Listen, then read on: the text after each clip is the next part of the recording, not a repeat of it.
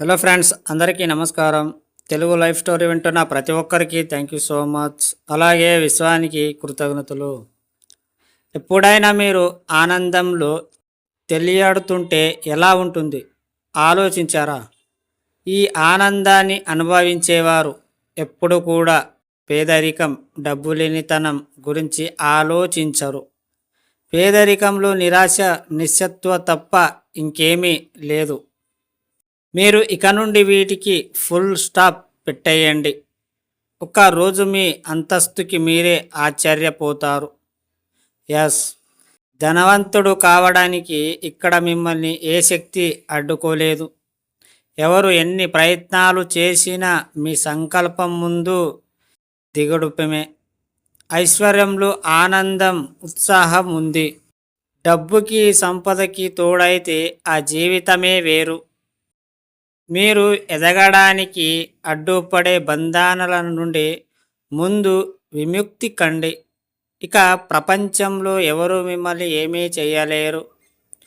డబ్బు ఎక్కువగా ఉంటే అందరి కన్ను మీదే ఉంటాయన్నది ఆ వాస్తవం. ఎందరి చెడు దృష్టి ఉన్న ఈరోజు ప్రపంచం కుబేరుల్ని ఎవరు ఏమి చెయ్యలేరు. ఇలాంటి పిచ్చి పిచ్చి వాదనాన్ని పక్కన పెట్టండి.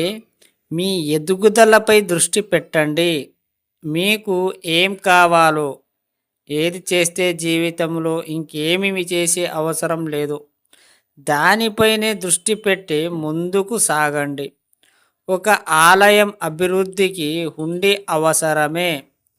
మీ జీవితానికి డబ్బు, సంపద చాలా అవసరం. ఈ జన్మకి కాకుండా తరతరాలుగా సరిపడ సాధించండి.